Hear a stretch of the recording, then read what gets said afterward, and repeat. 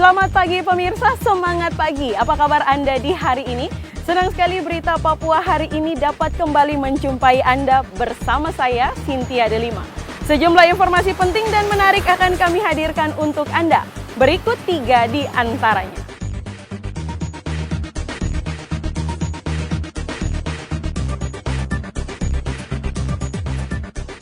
Kapal pengangkut BBM yang sempat hilang kontak tenggelam di perairan Asmat. 6 ABK selamat. 11 sekolah dibakar kelompok separatis bersenjata OPM dalam 3 bulan terakhir di Pegunungan Bintang. Jelang Natal, harga ayam di Merauke mahal.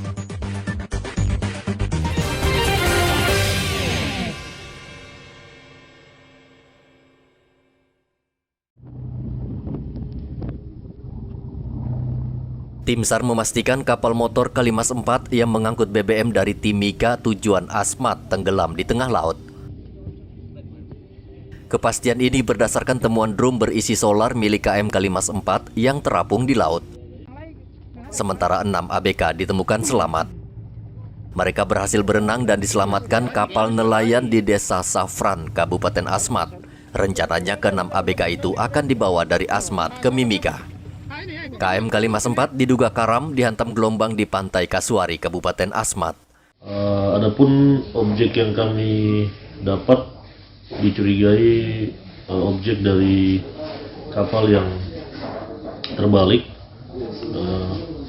itu satu buah drum berwarna merah, dan kami melanjutkan pencarian sampai di Kabupaten Asmat. Informasi yang kami terima bahwa korban 6 orang telah berhasil ditemukan oleh kapal nelayan. Posisinya di Kampung Primapun, Pantai Kasuari, dan saat ini mereka sudah dievakuasi di kapal jaring. Untuk koordinasi, kami sudah melaksanakan koordinasi dengan pihak perusahaan untuk berupaya bagaimana untuk mengevakuasi ke-6 orang tersebut. KM Kalimas 4 membawa 150 ton BBM milik PLN Kabupaten Asmat. Kapal bertolak dari Mimika pada Minggu 12 Desember dengan menempuh 12 jam perjalanan. Kapal seharusnya tiba pada hari Senin, namun ternyata kehilangan kontak. Dari Mimika, Papua, Igobat Memolin melaporkan. Polres Pegunungan Bintang menduga pembakaran sekolah dalam 3 bulan terakhir sengaja dilakukan untuk meneror para siswa agar putus sekolah lalu merekrutnya menjadi anggota. KKB Senin lalu kembali membakar sekolah di Pegunungan Bintang. Kali ini sekolah yang dibakar SMP Negeri Serambakon yang berada di Kampung Wambakon. Akibatnya ratusan siswa kehilangan tempat belajar untuk waktu yang cukup lama. SMP Negeri Serambakon menjadi sekolah yang ke-11 yang dibakar kelompok kriminal bersenjata dalam 3 bulan terakhir. Menyikapi situasi ini, polisi membangun komunikasi dengan pemerintah daerah serta tokoh masyarakat untuk sama-sama menolak kehadiran kelompok bersenjata. Dari bulan September 2021 sampai pertengahan Desember 2021 telah terjadi pembakaran khususnya untuk fasilitas sekolah ada 11 sekolah negeri dari SD, SMP, dan SMA. Sementara 2 upaya pembakaran berhasil digagalkan. Kalau kami analisa sendiri, motif dan tujuan para pelaku ini melakukan pembakaran, kita bisa lihat dari mungkin kemarin ada beredar video saat pembakaran SMA Negeri 1 Oksibil yang di distrik Serambakon. Mereka memang ingin menghancurkan fasilitas-fasilitas milik pemerintah. Namun kalau kita cermati tentunya apabila fasilitas pendidikan itu rusak atau tidak bisa digunakan mendukung proses belajar mengajar, tentunya akan membuat tingkat pendidikan masyarakat rendah. Rendahnya tingkat pendidikan masyarakat ini tentunya akan dimanfaatkan oleh pihak-pihak yang berkepentingan dalam hal ini kelompok kriminal bersenjata. untuk melakukan rekrutmen lebih mudah, gampang memprovokasi dan mempengaruhi mereka. Untuk upaya-upaya Polres sendiri, sementara telah berkoordinasi dengan stakeholder terkait, TNI Polri, juga pemerintah daerah. Kami juga telah melaporkan kepada satuan atas untuk melaksanakan kegiatan-kegiatan kepolisian yang ditingkatkan untuk mengantisipasi hal-hal ini tidak terulang kembali. Sekaligus juga melakukan penyelidikan dengan di backup baik dari Satgas Gakum, Nemangkawi maupun dari Polda Papua. Pelaku pembakaran sekolah di Pegunungan Bintang diduga adalah kelompok KKB pimpinan Ngalum Kupel. Arthur melaporkan dari Pegunungan Bintang. BMKG Merauke mengeluarkan peringatan kepada seluruh operator transportasi laut agar waspada terhadap cuaca buruk yang akhir-akhir ini melanda perairan Arafura. Prakirawan cuaca BMKG Merauke Patricia mengatakan siklus cuaca saat ini cenderung berubah-ubah. Namun BMKG berharap seluruh operator transportasi laut memantau terus perkembangan cuaca sehingga bisa terhindar dari kecelakaan. Cuaca di sekitaran kota Merauke dan sekitarnya seperti apa untuk Merauke? Ya, baik dari segi klimatologisnya memang untuk wilayah Merauke itu sudah masuk musim penghujan, sehingga bisa kita lihat bahwa dari beberapa akhir ini cuaca di Merauke itu hujan terus. Dan apalagi sudah ada pemberitahuan dari BMKG Pusat itu sendiri bahwa adanya pembentukan siklon tropis di dekat wilayah utara Papua, sehingga memang secara langsung dan tidak langsung mempengaruhi situasi kondisi cuaca di sekitarnya, termasuk di Merauke. Nah, memang untuk signifikansinya lebih ke peningkatan curah hujan, kemudian potensi hujannya itu semakin berpotensi untuk wilayah Merauke. Kalau kecepatan anginnya? Dengan kecepatan angin juga itu sudah pastinya berpengaruh untuk kecepatan angin, sehingga dari kita sendiri selalu melakukan peringatan dini setiap hari jika memang ada potensi kecepatan angin dan tinggi gelombang, baik untuk para nelayan dan pihak-pihak stakeholder yang terkait. Untuk Warga masyarakat sendiri, apa ada himbauan dari BMKG sendiri? Pastinya kita update terus baik dari WhatsApp, Instagram, Facebook tentang kondisi cuaca jika cuaca buruk. Begitu. Sehingga diharapkan warga juga update terus terhadap informasi cuaca yang kita berikan. Patricia menambahkan, nelayan wajib menunggu atau mengecek informasi dari BMKG setempat. Cuaca buruk diprediksi akan terjadi hingga awal tahun depan. Muhammad Ridwan melaporkan dari Merauke, Papua.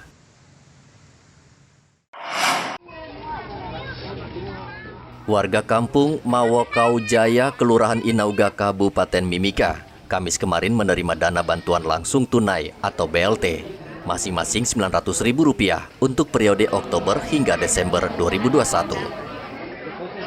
Namun setiap warga yang menerima BLT wajib menunjukkan surat vaksinasi minimal tahap pertama. Selama tahun 2021, warga kampung Mawokau Jaya telah menerima 3 tahapan pembagian dana BLT. Bantuan langsung tunai sudah dianggarkan pada APBD desa dan diberikan kepada warga yang kehilangan mata pencaharian akibat pandemi COVID-19. Dari Mimika, Papua, Igobat Momolin melaporkan.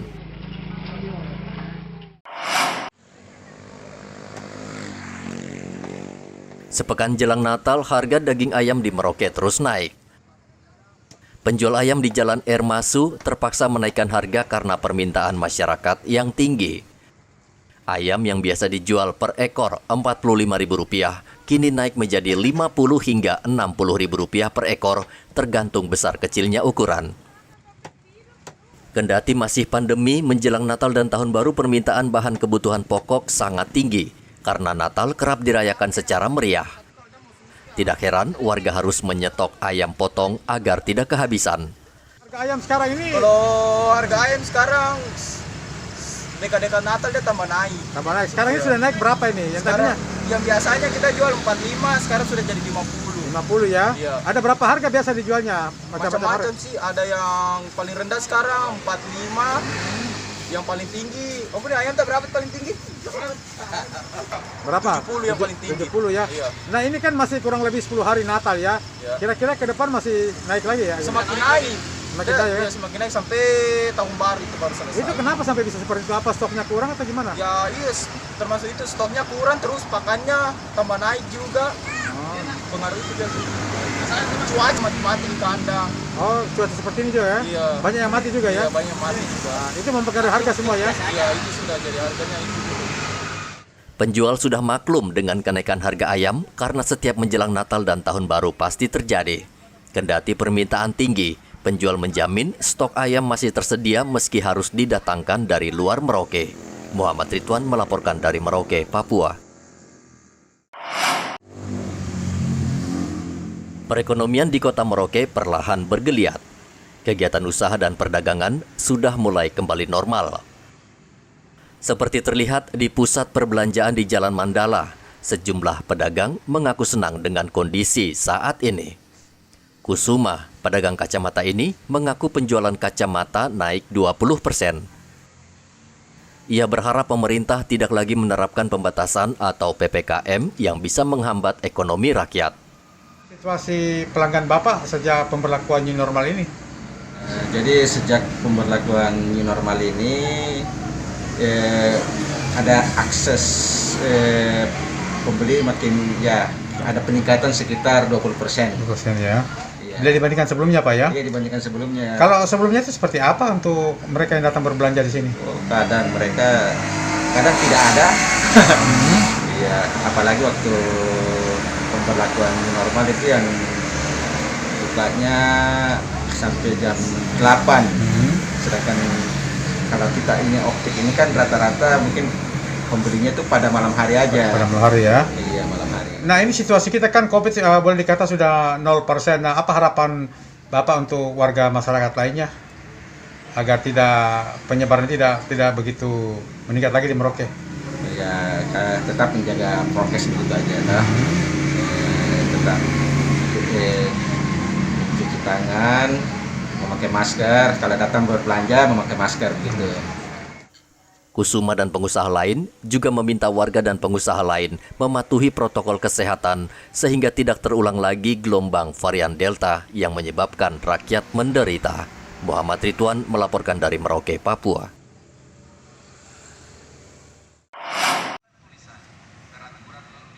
Menjelang Natal dan Tahun Baru, banyak warga yang mudik dan merayakannya dengan keluarga dan kerabat. Polres Merauke meminta pengendara yang akan mudik agar mengecek kembali kondisi mesin, ban, serta lain-lain agar saat dikendarai aman dan selamat sampai tujuan. Satlantas Polres Merauke menghimbau kepada seluruh masyarakat Kota Merauke yang akan melaksanakan mudik, tetap berhati-hati, utamakan keselamatan dalam berkendara, siapkan kendaraan dan surat-surat dalam melaksanakan kegiatan mudik. Mengingat situasi hujan saat ini agar tetap mengutamakan keselamatan dalam berkendara. Menjelang Natal dan Tahun Baru, banyak warga Merauke mudik atau sekedar berkunjung ke kabupaten tetangga seperti Bovendigul. Mereka menggunakan kendaraan umum maupun pribadi, baik mobil maupun sepeda motor. Namun tidak sedikit yang mengalami kecelakaan karena kendaraan yang tidak layak jalan. Muhammad Ridwan melaporkan dari Merauke, Papua.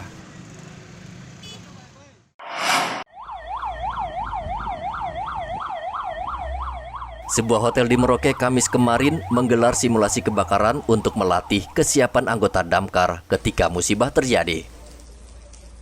Dalam latihan ini disimulasikan sebuah kamar di lantai 3 terbakar dan petugas hotel meminta damkar Merauke untuk memadamkannya.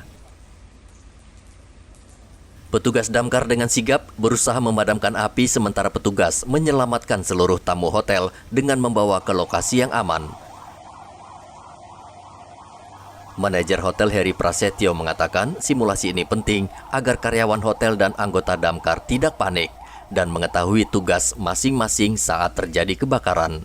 Kegiatan hari ini kita melakukan simulasi penanganan pemadaman kebakaran ya, yang sebenarnya kegiatan ini rutin kita lakukan setahun 2 kali. Ini juga untuk menjalankan SOP dari Sisdol Internasional sendiri. Jadi kita juga memberikan refreshment ke tim emergency response team kita. Selain itu juga kita juga memberikan kenyamanan ke tamu-tamu yang menginap di Swiss Hotel itu sendiri, karena secara keamanan kita bisa meyakinkan kalau kita aman dari segi keamanan apapun, termasuk menangani kebakaran. Kita melibatkan dari semua unsur, pihak kepolisian, pihak pemadam kebakaran, dan pihak rumah sakit juga, ya. Karena ya kita mensimulasikan juga ada terjadi korban, jadi kita butuh juga untuk berkoordinasi dengan pihak rumah sakit. Apa yang perlu dievaluasi Pak dari simulasi yang bersedia? Yang perlu dievaluasi mungkin kita lebih mengingatkan kepada tim emergency response team dari pihak kami, ya, untuk bisa lebih jauh waspada, bisa jauh lagi mengenali semua alat yang kita punya dalam menangani semua kebakaran. Simulasi seperti ini rutin dilakukan tidak hanya di hotel, namun di lokasi umum seperti mal dan pasar. Muhammad Ridwan melaporkan dari Merauke, Papua.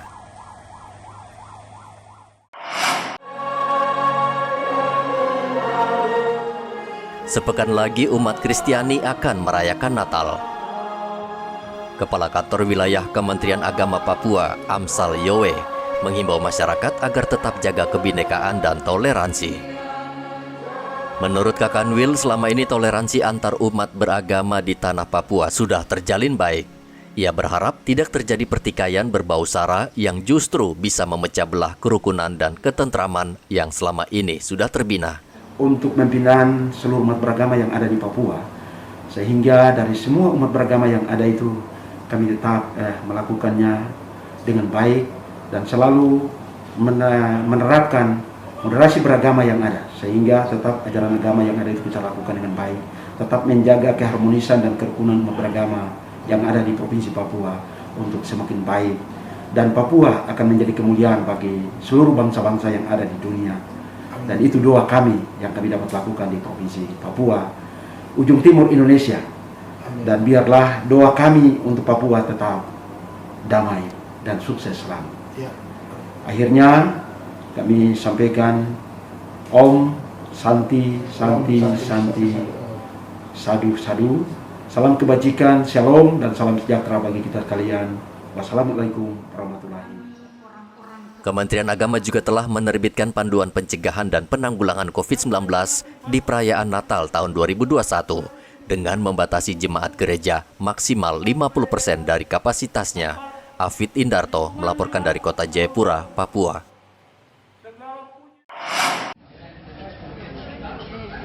TNI Polri bekerjasama dengan Pemda Mimika menggelar vaksinasi dan pembuatan KTP serta kartu keluarga. Kegiatan ini dilakukan di Polres Mimika. Vaksinasi massal ini terus dilakukan di Mimika untuk mencapai target kekebalan komunal. Kegiatan ini mendapat respon baik dari warga. Kegiatan ini melibatkan Dinas Kependudukan agar warga yang belum memiliki KTP bisa langsung mengurusnya di lokasi sebagai syarat untuk bisa divaksin. Wakil Bupati Johannes Retop sekali lagi meminta warga agar tidak takut karena vaksin terbukti aman dan bisa menekan penularan COVID-19 di Mimika. Untuk itu saya menghimbau kepada seluruh masyarakat Kabupaten Mimika, tidak usah khawatir dengan vaksin. Kita akan berusaha terus untuk mendapatkan angka herd immunity. Saat ini kita berada belum sampai angka 70%. Nah, kita usahakan supaya bisa mencapai 70%. Jadi masyarakat yang belum vaksin, mari kita vaksin. Datang dengan penuh sadar. Vaksin ini tidak berbahaya. Vaksin ini tidak membunuh orang dan lain-lain. Kemudian terkait dengan virus baru yang mereka katakan muncul dari Afrika Selatan. Nah, apa virusnya? Kita harap tidak boleh ada lagi di Indonesia. Ya, saya juga berharap bahwa kita juga jaga diri kita masing-masing untuk situasi ini. Kalau ada masyarakat Mimika yang bepergian ke daerah-daerah di mana sudah masuk virus itu, seperti di Hong Kong, yang sudah paling dekat ini kan di Hong Kong nih ya, virus itu. Nah, saya berharap masyarakat tetap lapor dan melakukan isolasi seperti biasa yang ditetapkan oleh pemerintah, yaitu 14 hari. Masyarakat harus tetap jaga supaya betul-betul COVID yang sudah kita turunkan menjadi level 1 ini ataupun mendekati zero ini, itu jangan sampai dia muncul. Mimika saat ini berada di PPKM level 1 dan mendekati level 0. Wakil Bupati berharap seluruh warga Mimika tetap menerapkan protokol kesehatan, baik untuk melindungi diri sendiri maupun masyarakat. Dari Mimika, Papua, Igobat Momolin melaporkan. Pemirsa, berita yang baru saja Anda saksikan sekaligus menutup jumpa kita dalam Berita Papua pagi ini. Bersama kru yang bertugas, saya Cynthia Delima ucapkan terima kasih dan kami pamit undur diri. Selamat pagi, semangat pagi, dan wanyambe.